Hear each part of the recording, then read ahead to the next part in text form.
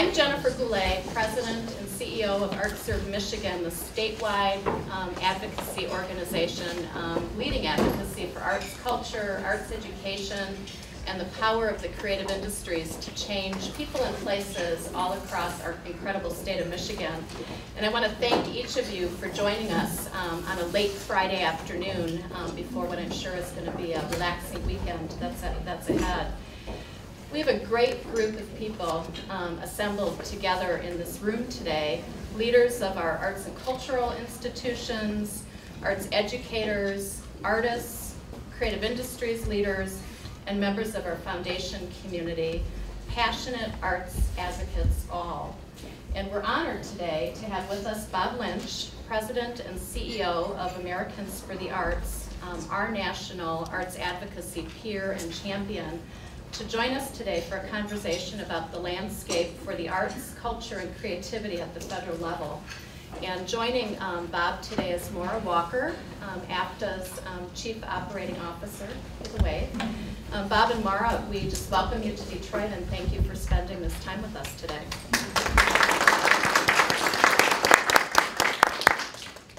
We especially thank you for squeezing in this time with what is ahead, which promises to be quite a busy weekend for you with your attendance at the SphinxCon Summit this weekend. Hopefully many of you are aware and many of you are also attending this new summit that's being led by Aaron Dworkin, one of our ArtServe board members, and the Sphinx organization, that is bringing an amazing group of state, national, and international leaders together to engage in dialogue about the critical importance of strengthening and promoting cultural diversity in the performing arts. And for those of you that are going, we promise we're going to get you out in time so you have a break before you get there for the 6 o'clock opening session. I'd like to take a quick moment to thank our host partners for today's gathering. The Detroit Creative Quarter Center and the Detroit Institute of Arts. Thank you, Matt Clayson, sitting there in the green sweater in the back of the room, and Anne-Marie Erickson from the CIA. We appreciate your generous support and your gracious hospitality today, and Anne-Marie did want to make a special note that she has passes for any of you that would like to spend time sometime this weekend coming back and taking some time here at the Art Institute. The DIA is open tonight until 10 o'clock for the Friday evening event, so if you have a chance to stay and make an evening of it, please do. Thanks, Anne-Marie. And I think as we can all appreciate, this has been quite a challenging and yet exciting time of creating opportunity for Michigan's creative sector.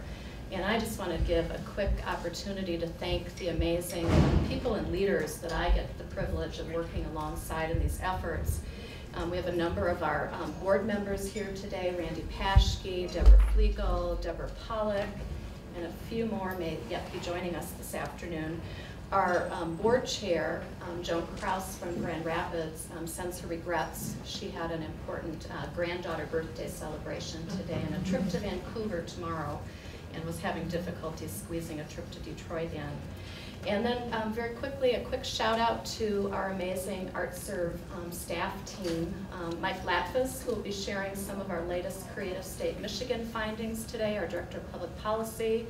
Cezanne Charles, our Director of Creative Industries. Ashley Arter, who, there she is, our programs coordinator. Sarah Nesbitt, our communications coordinator, has been roving about with her camera. And you met April Liu, our office manager, in the hallway. They're just an amazing, mighty team doing incredible work for all of you across the state. I'm also pleased to recognize a few representatives that we have here today from the Michigan Council for the Arts and Cultural Affairs. Deanne Nixon and Maud Lyon are members of the council, and Allison Loveday is here from the council staff, so thank you for joining us today. I think it's safe to say that these are indeed tumultuous times for our country, facing no small issues in the midst of what is clearly a quite divisive political climate and continued economic pressures. And today we want to focus a little bit about how our nation's investment in arts and culture and our cultural assets is going to be impacted by that. How can we turn the growing evidence that the arts, culture, and creative industries are a growth sector to strategic purpose? And what more can we do individually and collectively to maximize strategic advantage for the sector? And I can't think of anybody better to put this into perspective for us than Bob Lynch. And Bob brings more than 30 years of experience in the arts industry to his leadership role as president and CEO of Americans for the Arts, and serves as a leading voice for the arts across the U.S. and beyond. As former executive director of the National Assembly of Local Arts Agencies, he led that organization's successful merger with the American Council for the Arts to form Americans for the Arts back in 1996. And under his 26-year tenure, AFTA's services and membership have grown 50-fold, and he guided mergers that also brought in the voices of the Arts and Business Council and the Business Committee for the Arts into Americans for the Arts, further unifying that voice for the arts nationally. He created the Americans for the Arts Action Fund, which is probably something Bob would like to get you all involved in. And if you do, you have to also get involved in ArtServe's Action Fund. And its connected political action committee to guide and shape arts-friendly public policy, engage citizens across the country as effective advocates for the critical importance of arts and arts education across our country. We know that Bob works tirelessly in strengthening AFTA's role as a national leader in advocating, documenting, and articulating the essential role that the arts, culture, and creative industries play in our nation's economy and in service to our citizens and our communities. I could go on, but I won't. So please join me in welcoming Bob Lynch.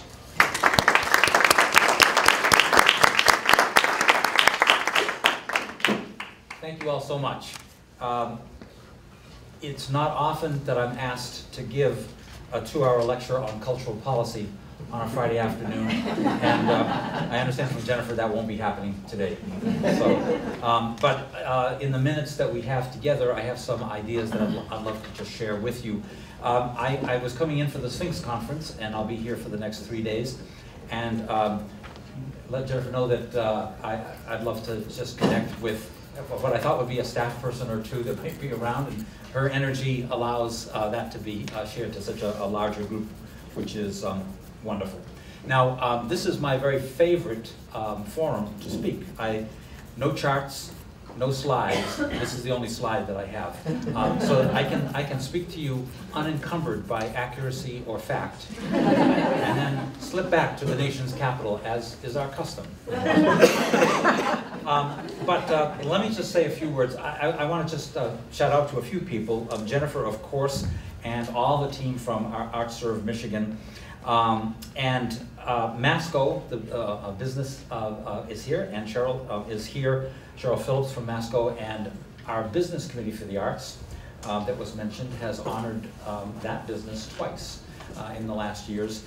We do an annual honoring event for business leaders because private sector support for the arts in America is such a huge component of what it is the puzzle for art support in America. Maud Lyon is here, and I think Jennifer Clay is here, both on our private sector council. Sue, I was talking to Sue earlier, who's on our public art committee, who's also here. And I think that what's great for us is that there's a network of people who we work with in different ways here in Detroit and in Michigan, part of the national picture to advance the cause, the very broad cause of support for the arts in America. I also want to congratulate you. I know that the governor and the legislature put in an increase, put forward an increase this year, 2 years in a row, unprecedented, or not at least for a long, long time. That's really exciting, and that kind of momentum is what we want to see happen in states all across the country. I want to congratulate you on this terrific report, which you'll be hearing about, not from me, but the kinds of data and the way it's laid out in this report is exactly the way leaders who are not from our sector need to see it, need to be able to digest it so that they can make decisions that affect positive change, whether it's public or private. So you've heard that I have been at Americans for the Arts for 27 years. It was called the National Assembly of Local Arts Agencies. I get to go out all around the country and do wonderful things like this, and the operation keeps going on because Mara Walker, whose name was mentioned, is here. There she is, who's also been with us for 20 years. We never let her out of the office. She's out this weekend, and it's wonderful to have that teamwork here. Let me, in case anybody doesn't know what Americans for the Arts is, I want to just say a word about Americans for the Arts and the kind of system that we've set up to do the work that I'm to talk about, the federal support, the federal advancement, or the advancement of just money for the arts in America. So Americans for the Arts is, interestingly, 3 organizations. It is a 501c3 organization, Americans for the Arts, and that is a service organization to thousands of professional members. But then it is the Americans for the Arts Action Fund, which is what's called a 501c4 organization, and it allows us to spend 100% of that money on advocacy. And then the third thing is it is a political action committee, a PAC, which allows us to get into electoral politics and give donations directly to political candidates at the federal congressional level. It's important for us to be able to have all 3 of those pathways. And so what I'm talking about here today and the reports that I'm giving you come from all 3 of those different areas. We're 53 years old as an organization. In 1960, the 100 existing local arts councils in America and the 4 existing state arts councils in America, and we have the wonderful Michigan State Arts Council represented here. But there were only 4 in 1960. And our organization came into being and was charged with 3 things. Let's get more local arts agencies out there. Let's create a state arts council in every state, and let's create a national arts council. And it was through advocacy and lobbying work of people from a long time ago that our organization was able to be the catalyst that created the National Endowment for the Arts 45 years ago. And then one of the things that happened, and this is just an important part of policy knowledge that people need to know, is that in the middle of the night, as the negotiations were going on for the creation of the National Endowment for the Arts, a paragraph was slipped into the authorizing language. And that paragraph said, if any state had a state arts council, they could get matching money from the new National Endowment for the Arts. And so in 1964, there were 4 state arts councils. In 1966, there were 50 state arts councils. And so that was our early and our original work. And so what we spend our money on to advance advocacy, we spend it in 7 areas. We spend it on research. And some of you may have, and it's a particular kind of research. It's like this. It's action-oriented research that is designed to get something done. So our own economic impact study nationally is an example of that. We do professional training, some 200 events in the course of the year to get the 3,000 local arts agencies that we have today from that original 100 trained and ready to do whatever they need to do to advance the arts in the local community.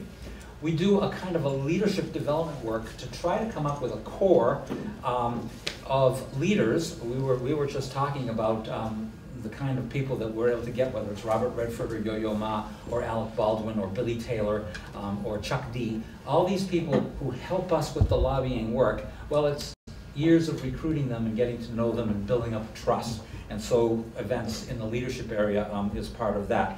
And then strategic partnerships. Strategic partnerships. We at Americans for the Arts ask who has the money. And then we try to find out what that national organization is. So mayors in America give out $3 billion a year to the arts. So we want to get to know the U.S. Conference of Mayors and have a partnership with them.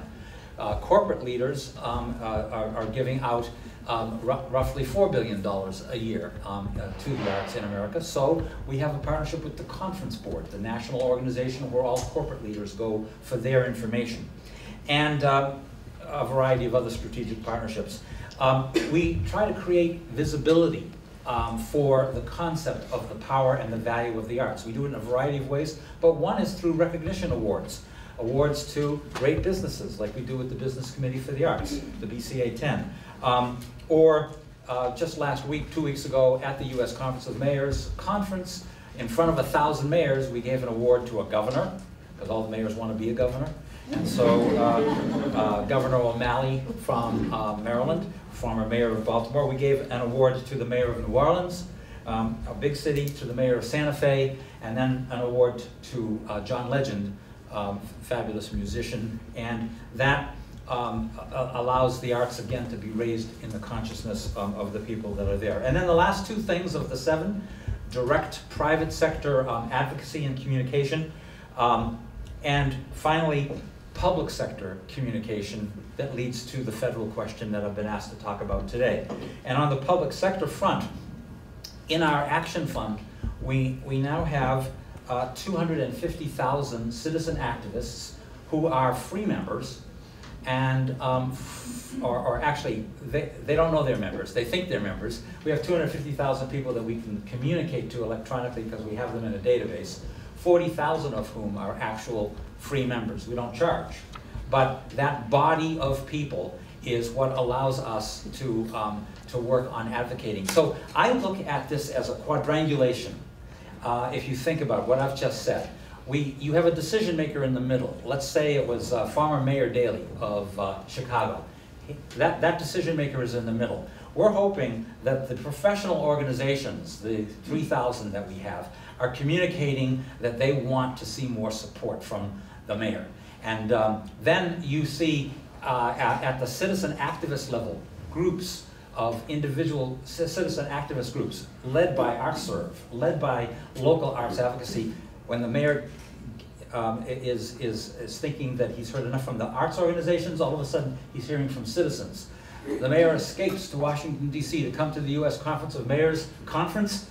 What happens? There's awards on stage, there's policy committees happening, and then he comes home tired, he goes home at night, and Maggie Daley is one of our individual leaders, is hammering him when he comes home. And so that quadrangulation, I think, is a strategy at the national level with us, with a group like ArtServe, and at the local level that allows us to move the dime forward.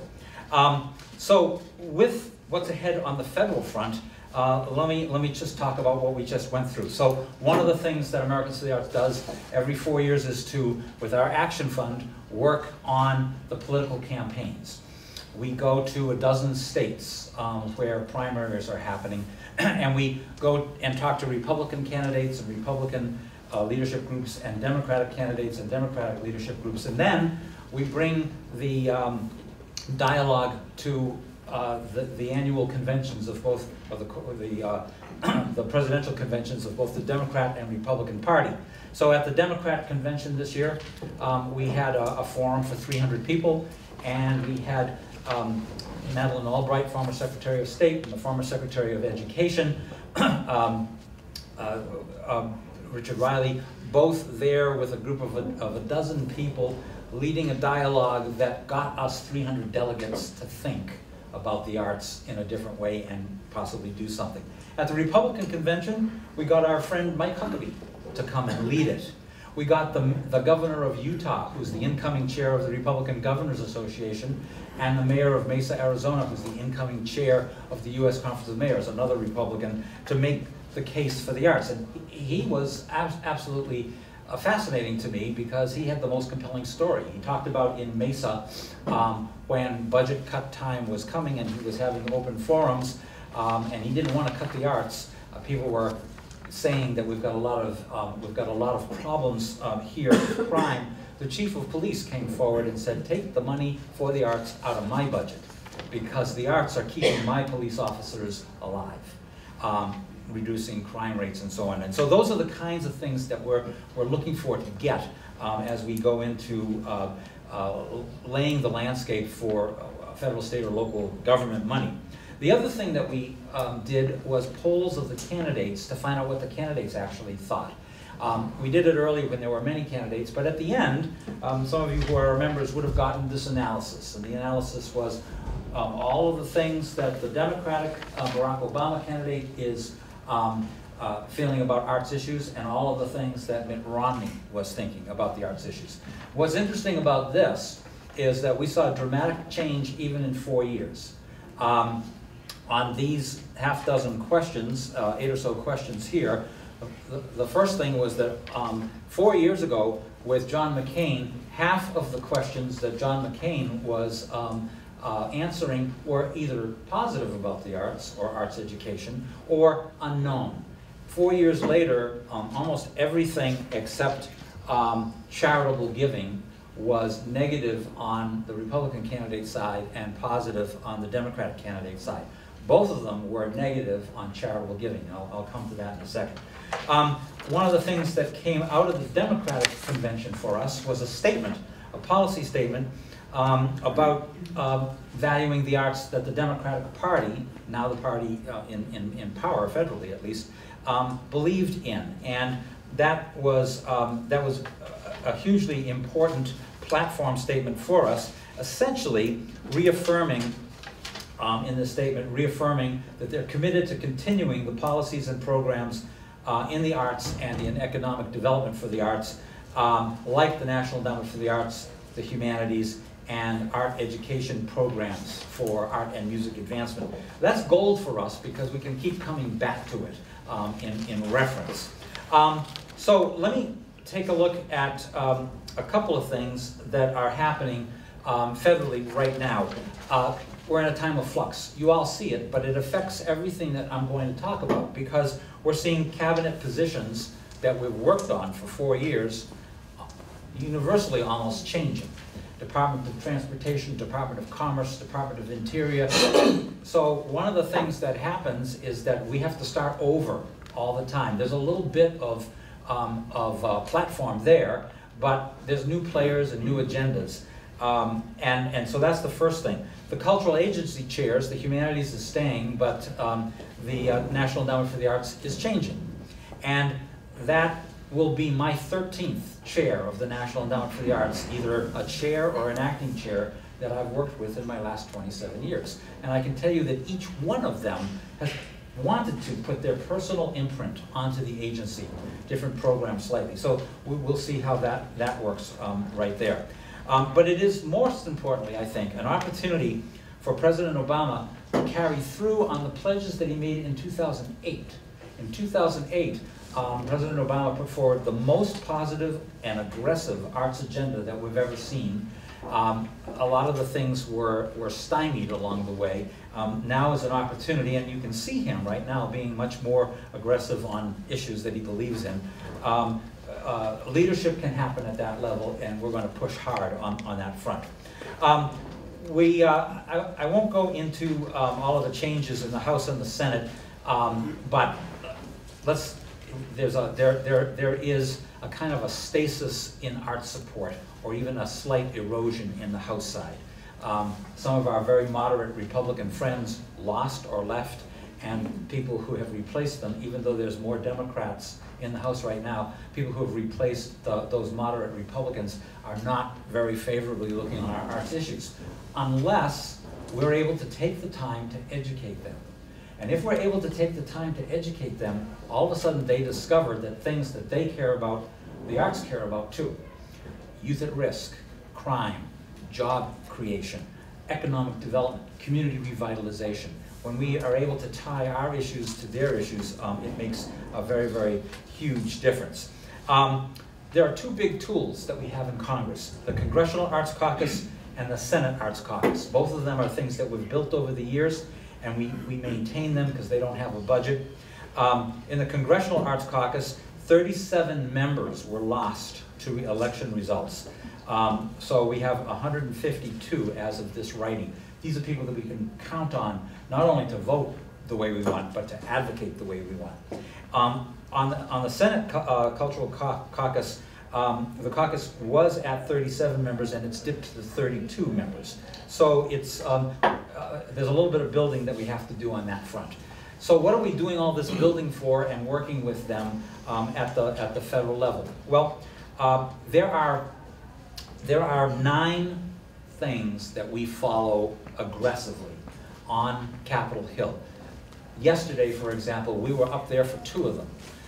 Yesterday, there was a hearing by the House Ways and Means Committee on the idea of charitable deduction, tax charitable deduction.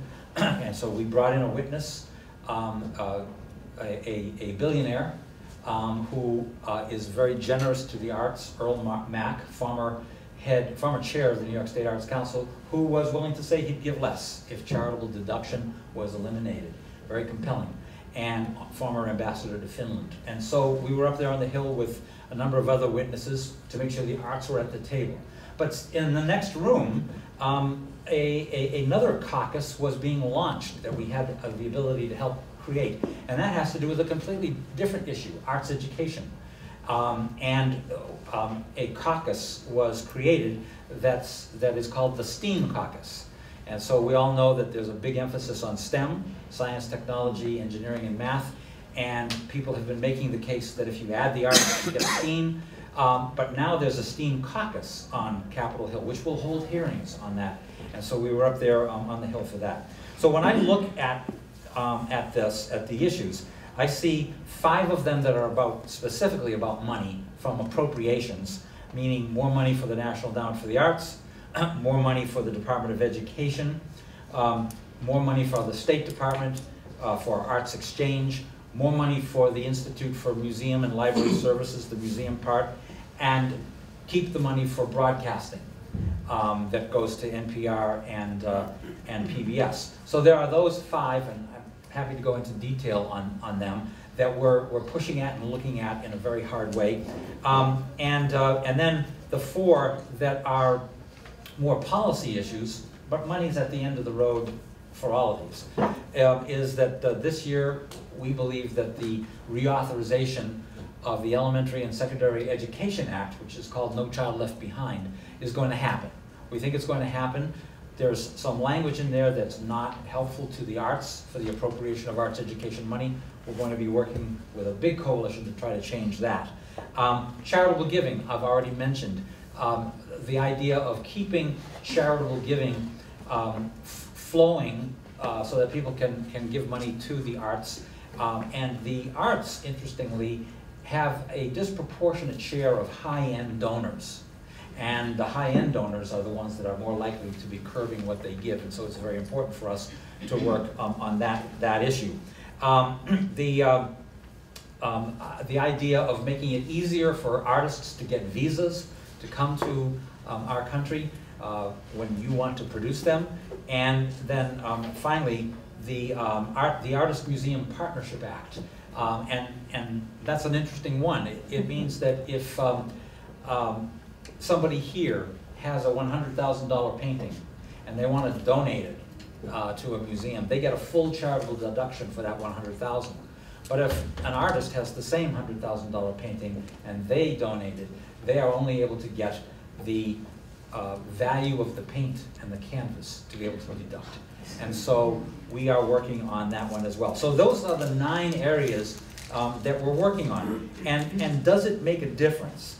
Well, the answer is yes. And you just take a look at some things like on the visa front.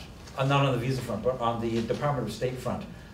In 2003, there was $2 million, pathetic, that was being used for international cultural exchange.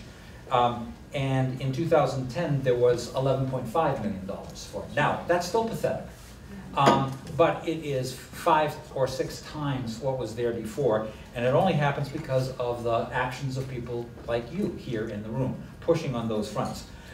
We have an interesting situation right now with the National Endowment for the Arts, and I'll just throw it out just in terms of history. In 1992, the most money for the National Endowment for the Arts that was appropriated in its history was there, $176 million in 1992. And it took, since our organization pushed to have it created in 1965 until 1992 to get that amount of money. Then a big problem occurred with arts being called pornographic or blasphemous, and that created basically dialogue that was designed by people who wanted to see budget cuts to cut the budget, and they were successful. They weren't successful in eliminating it because it was not eliminated, but they were successful in cutting it by 40%, so that in the year 2000 it was $97 million. So $176 million to $97 million. And sadly, that was a victory because it was not zero. And it took us all these years until 2010 to get it up back to $167.5 million. And that's good news. But interestingly, you have to watch all fronts, because in that year, we had the House with us, even though it was largely Republican. We had the Democratic Senate with us, and out of the blue, the president put in a $20 million cut. The president. And so we look at all fronts and all parties and look at all times to try to figure out how we can keep people thinking positively, be our friends on these issues. And the good news is that the president is now calling for a $7 million increase this year. So does it work? Absolutely. It takes a lot of work, though, to be working on all these fronts. Now, one of the tools that we have besides National Arts Advocacy Day, which is going to be on the first week of April, first Monday in April, Yo-Yo Ma speaking at the Kennedy Center in the evening, and then the next day people like you coming from all across the country going up onto Capitol Hill. That's one kind of thing that advances our cause. The 250,000 members of Americans for the Arts or Michigan ArtServe working together, writing letters, sending emails, that's part of our cause. But then there's the third thing I talked about, and that's the PAC, the Political Action Committee. And we were able this year to give out, to raise $100,000, to give out $65,000 to 91 gifts, 77 candidates, 90% of those candidates won. So we have a very good core of closely connected folks right now, and 1/3 of them were Republicans. So it's a bipartisan effort. We also have $100,000 in the bank for that PAC.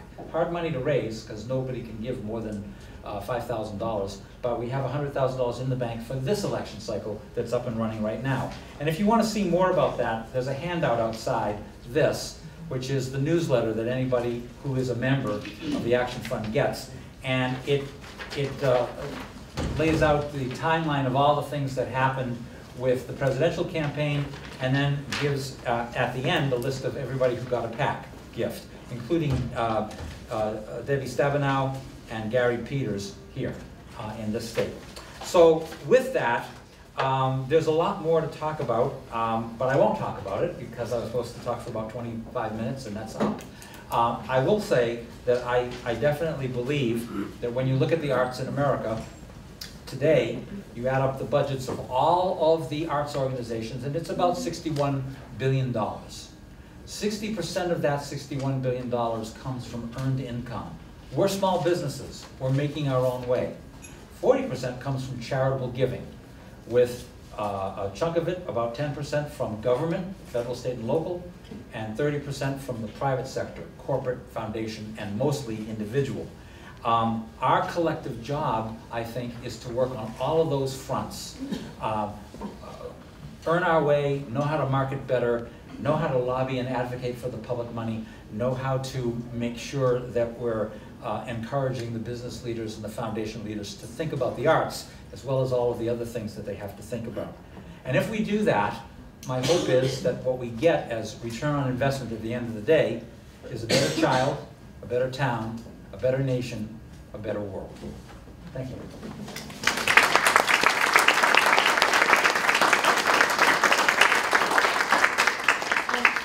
Maybe in the interest of time, we'll hold questions for Bob, invite Mike Latkus to come up and give some quick highlights of the latest findings of our Creative State report and what's ahead, and then we can do Q&A with both of them together at the end. Sure. Well, thanks. I'll be quick so we can get to Bob, because I know, no one really wants to hear too much from me since Bob is here. But I can really, I guess, testify to the hard work that American City Arts does at the federal level and state level. Right now I'm chair of the State Arts Action Network, which is basically all of the ArtServes throughout the country. So I kind of have an inside look at all of the hard work that their federal policy team does and their state policy team does. And I think without them, I don't think we'd be where we are here in Michigan. So thank you for that, Bob. Quickly, I just want to know everyone probably got this either through email or by through hard mail a couple weeks ago. Our 2013, excuse me, Creative State Michigan piece, excuse me. This is the second piece of this type of report using Cultural Data Project data, data from American City Arts, Creative Industries, and also data from the State Tourism Department as well. This year, the previous year we used 2009 data. This year we used 2010 data. One of the main takeaways from this piece from this year, and that's kind of continuing from last year, is the incredible economic impact that our organizations have. Last year we were just under $500 million in terms of the impact that we have. This year, as we're able to continue to add more organizations into the Cultural Data Project, we're able to bump that number up to about $553 million, so over $500 million in economic expenditures. And the great piece about that is we're also able to not just look at the Cultural Data Project data, but as I mentioned, data that American City Arts provides with their creative industries reports. We're able to see that from, in just 5 years, from 2006 to 2011, the number of arts-related businesses increased by 65% in Michigan, and the number of arts-related jobs increased by 15%. So that's an incredible growth just over the past 5 years. If we look from 2010 to 2011 alone, we see that the number of jobs increased by 11%, and the number of businesses increased by 16%. So just in a year, we can see the incredible growth rate of arts and cultural businesses in the state. And it, kind of being able to view this growth and look at the impact that we have is really making a difference when Jennifer and I are in Lansing, because we're able to say, well, why are we going to cut programming for arts education when we're looking at the growth of the businesses here? Growth of business, you can tell just in Metro Detroit, the growth of the creative industry businesses. And why would we get rid of arts education programming at the high school level? How are we going to fill those jobs that are continuing to grow?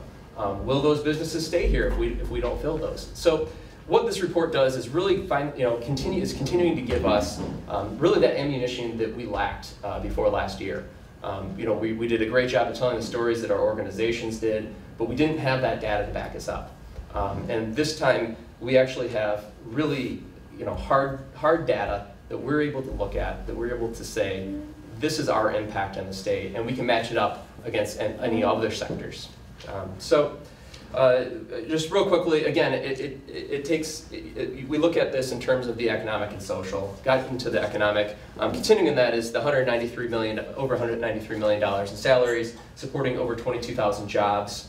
And then outside of that, we also look at the social impact. So the number of visits, 15.7 million visits. Great part about that, 54% of them are free of charge. And also looking into the school children that visit our organizations as well. Another great piece, which is really helping us, I think, at the state level, is the terms of money spent on arts and cultural related tourism. Over $2 billion, again, spent in, I believe this is 2011 or 10, over 16% of all tourism spending in the state was arts and cultural related. So again, this is allowing us to go out to Lansing and say, look, we need to be continuing to fund these organizations at an increased level to help make sure that we're able to continue to bring these tourists in. So as Bob mentioned, we did receive an increase last year and this year. Last year we did receive I think it was about a $3 million, a little under $3 million increase in actual state funding. It was the first time in, I think, Since 2001. Since 2001? It's kind of fluctuated a little bit, that we actually received an increase. We were one of 4 states last year to receive an increase in State Arts Council funding. So we knew we were doing something right when we came out with our first Creative State Michigan piece, when we were able to get that increase. This year we saw a smaller increase, and it's a little confusing. We received a $1 million increase in state funding. So state funding went from $5 million to $6 million, but there was a correctly anticipated decrease in federal funding that went down $500,000. So went from about 1.2 million to 700,000. So on paper it looks like we're getting $1 million increase, but we're actually getting only a $500,000 increase. We're going to continue to take this report up to Lansing. We're going to be testifying next Tuesday in front of the Senate Appropriations Subcommittee, and we're going to be pushing for a $10 million increase this year. Or I'm sorry, a total budget of $10 million for this year. We'll take $10 million. Yeah. and then continued investment to bring us back up to $25 million, where we were kind of at our peak in 2001, 2002. I think that's pretty much my update for the budget, and I know everyone probably has a number of questions for Bob, as I do as well.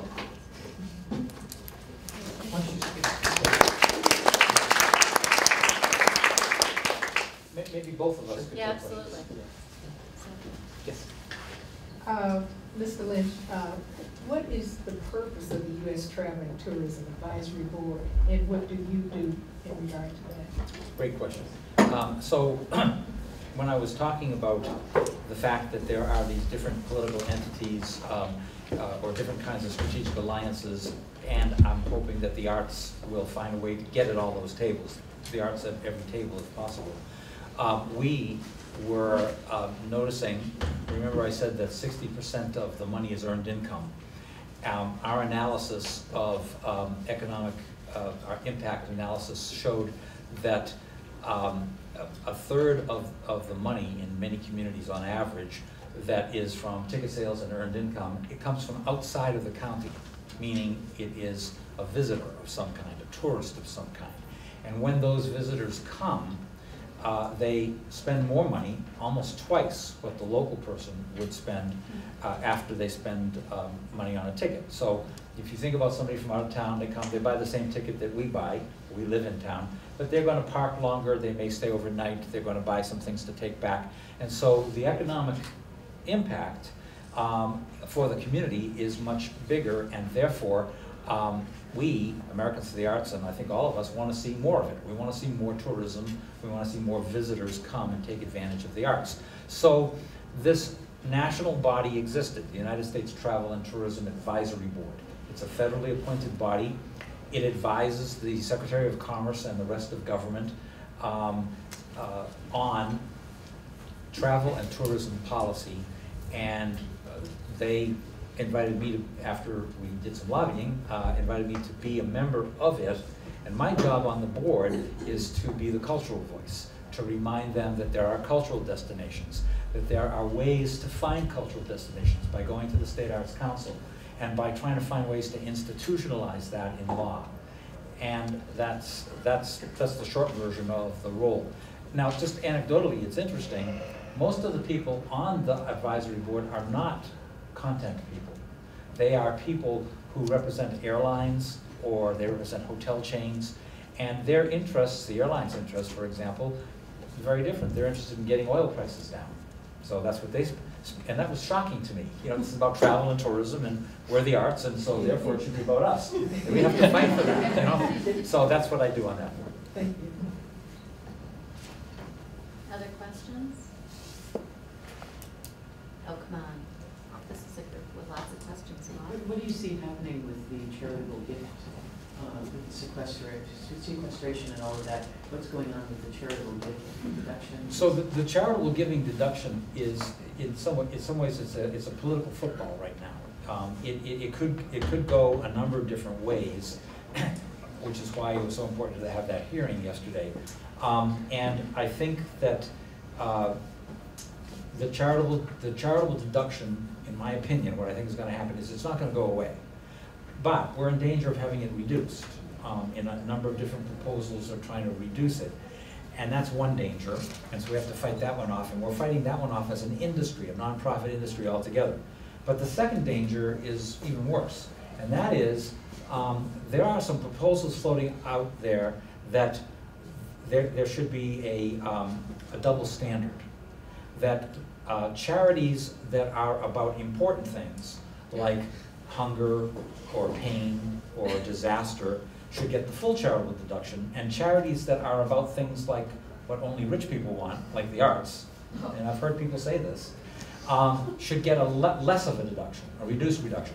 So we're trying to fight that front as well. And so it's going to be argued out. There are going to be hearings, there are going to be papers, there's op-eds, and I see, I don't see it happening as fast as some of the proponents of capping the charitable deduction thought. But sequestration, the way Congress is going right now, it looks like they're going to let it ride, possibly, and then come back and try to fix it. That wasn't a strategy even 6 months ago.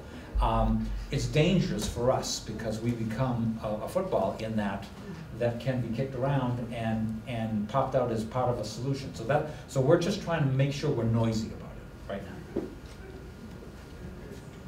Yeah, that. Well, the whole thing about charitable deductions is the people have a voice in what they feel is important in the arts and whatever charity they want to support.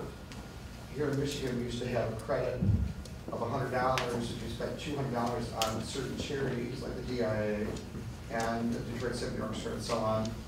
And we would get $100 of that back from the state in our refund, tax refund.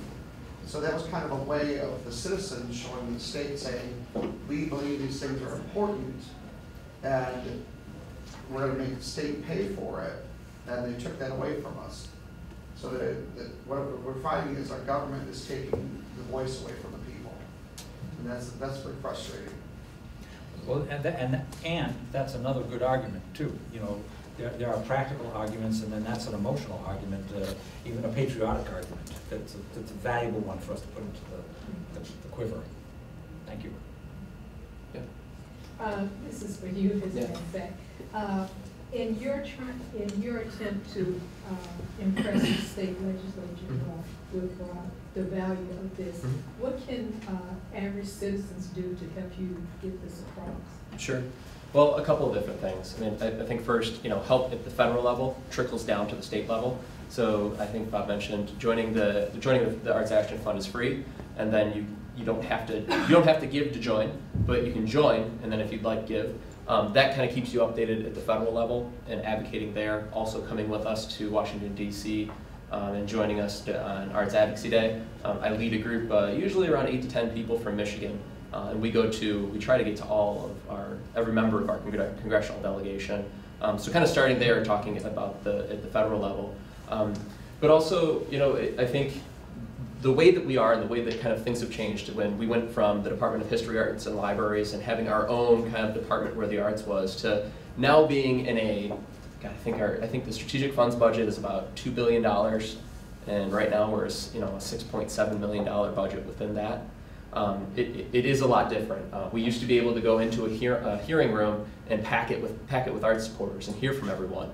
Now it's just Jennifer and I coming in and testifying about the importance of it. But to get to your question, I mean, what you can do? Take this, call up your state representative, call up your state senator, talk to them about it. Either in their district office or somewhere. A lot of them don't have district offices anymore and have coffee hours. Or you can send them an email, or just simply call. Let them know. On our website, we always post kind of here's what we're asking for in terms of the state budget. I mean, getting in there and talking to your state representative about not just kind of what we're asking at the state level, but what you know from your experience in the arts, from your organization, from an organization that you participate with, letting them know that this is what we do with this money, and here's part of it that went to this organization. Something along the lines with that. And certainly if you're not already on our email list, get on that. If you are, you probably got an email a few minutes ago or an hour ago about an arts education related issue. Whenever we send out an email with an action alert attached to it, take 2 seconds. It's literally just clicking. It's the same thing at the federal level. You click once, enter in your address, and then what pops up is just your state rep, your state senator, a pre-drafted email that you can change if you want, or just hit send. I'll just add something to that. First of all, Michigan is legendary with our arts advocacy efforts for National Arts Advocacy Day. Because you folks brought 20 students last year from the University of Michigan who came by train, and so it was a 24-hour train ride in order to get to Washington, D.C. I thought that was so great that I mentioned it to the congressional representatives who were there with us for that day, and so the legend continues. Yes. The other thing I would just say is that everything you just said about hitting the button, making it easy, and sending off a letter is designed to overcome the fact that arts advocates in general want to advocate, they know they should advocate, they need to advocate, but they don't advocate. And because they're busy people, everybody's busy. So you've created, and we've tried to create, a really, really fast 2-minute from your desk mechanism that you can advocate. What a lot of people don't realize is how effective that is, because Congress does not hear from a lot of people. In fact, at the state level, this is probably not true anymore, but a number of years ago when a survey was done asking what a landslide of opinion was to a state legislator on any issue, it was 10 communications from somebody. If they heard 10 times from somebody, they thought something was happening and they had to get on it. So you have a huge impact, and it's important to know that. Yeah, I can quickly second that. I worked in a legislative office for 5 years, and actually that was the direct number. That was the exact number. It was if we get 10 emails or 10 phone calls about an issue, I want to know about it. So, yeah. Could you just tell us about STEAM versus STEM and how that's being positioned, the A in there? Sure. So, well, there's good news, there's bad news, and then there's good news. I mean, the good news is that America, the president, a lot of people are trying to get more people to work. They're trying to make America more competitive. And what they're looking at is for us to get back or to maintain a leadership on these 4 things that they think is key to the future of the world: science, technology, engineering, math. That's not a bad thing. That's a good thing. It's bad when it is at the expense of other things like arts, liberal arts, and so on. And not only is it bad, it's also counterproductive, because there's lots of studies that show that when students have the arts in their lives, they're more interested in learning on other fronts. They're more creative. They're more interested in staying in school, etc. So we know we have a really good and important product in the arts beyond the arts themselves. And so good people out there came up with the idea that inserting the arts into the STEM concept provides steam. Now there could be many, many other slogans, and that one works for some people and it doesn't work for other people. But the reason that it's important is that the administration and the Department of Education, in my opinion right now, are STEM focused. No matter what they say, there's good language and rhetoric out there, but not good policy action. And they have, partnering with them on the business side, the U.S. Chamber of Commerce. And the U.S. Chamber of Commerce has enormous influence on the Department of Education, and they're focused on STEM, which is why we're trying to have a partnership and influence and information on all 3 of those fronts: Department of Education, the administration, the actual Congress itself as a front. And with that, that idea, the STEAM caucus is just an example of something to get the dialogue going in Congress. Just like, when we can, we will create events in front of federal leaders, Congress, at the Department of Education. Now, the other thing to realize with this is, I think you all know this, but let's just spell it out. When you look at money for education in America, it's 95% local. Okay, then there's some state money, and then there's this tiny little bit of federal money. But local money is often, and remember my example about state arts agencies? There were 4 of them, but they chased the federal dollar, and they came into being, and now state arts agencies fund 3 or 4 times as much than the federal dollars. But the federal money, the idea that you're going to get money from the federal government if you do something is still very, very compelling. And the No Child Left Behind law says that what they're telling people at the local level is that you test in math, you test in verbal skills, and if you do well in those areas, you get money. Okay, if you do well in the arts, you might get a better life, but it's not about money. There's no incentive there. So we're trying to figure out ways that we can actually create incentives to lever the local money as well. Yes. So on the STEAM issue, there's a researcher at MSU who's been doing long-term studies with his wife on this very issue. And he has a very compelling case to make that is easily tied into commercial interest. Because the case that he makes, his name is Robert Root-Bernstein. The case that he makes is he's studied people that have been in STEM honors college at MSU, who have graduated in their STEM fields, who have then entered professionally into their various STEM fields. But he's found two different cohorts. Those who have had not just early, but lifelong involvement in some arts or crafts making, and those that don't. And the end game of this is by factors of about 20 to 1.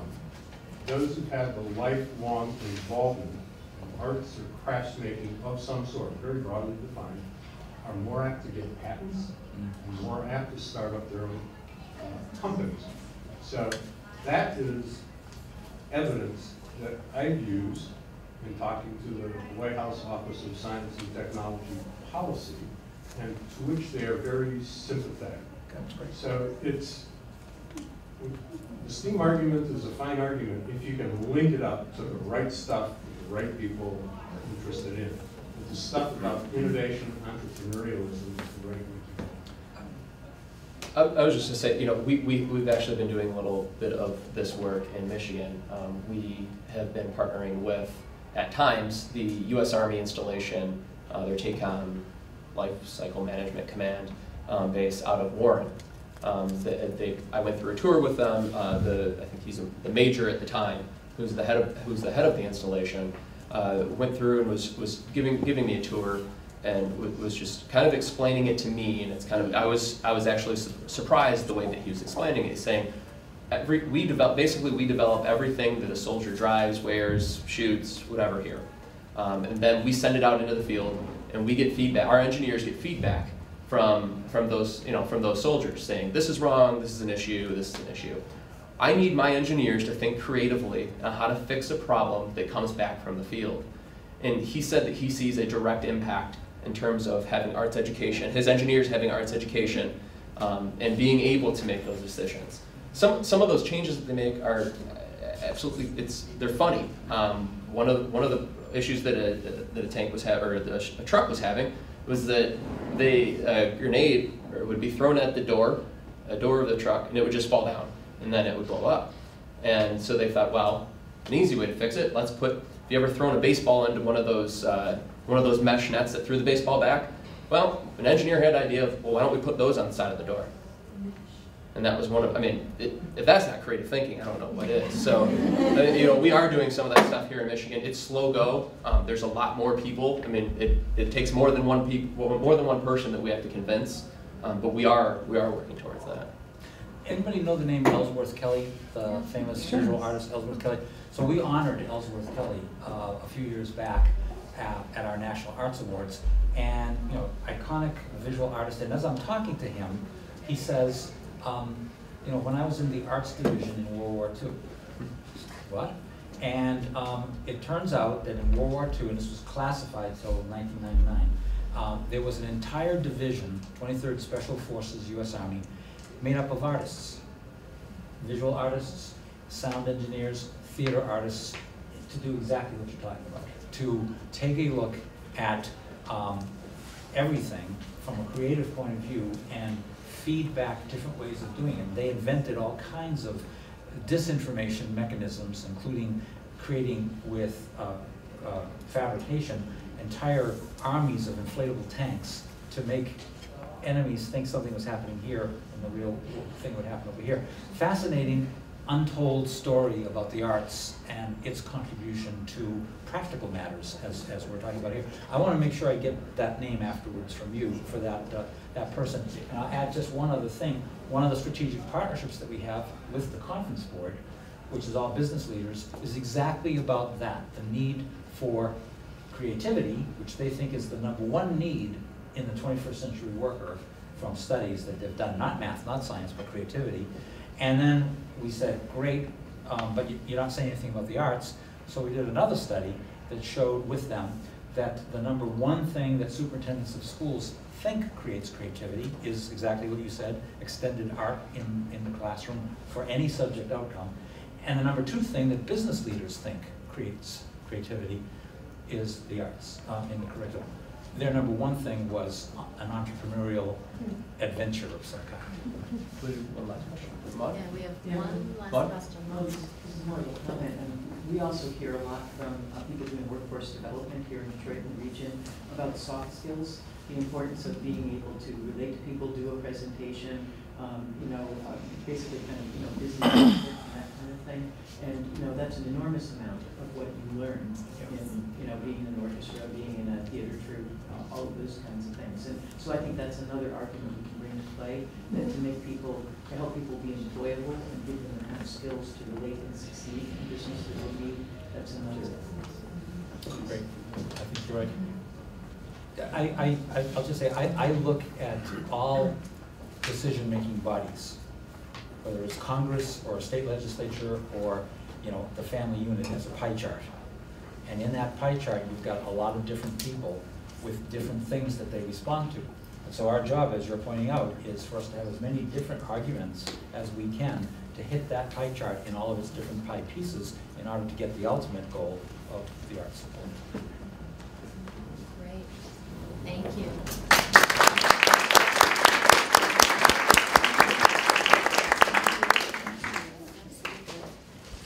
Well, I thank everybody for coming this afternoon, and do think seriously about the difference that you individually can make in this whole challenge that we continue to have ahead of us, both here in Michigan by connecting to the various things that we have available. Check out our website, join our e-list. Mike will keep you up to date on everything.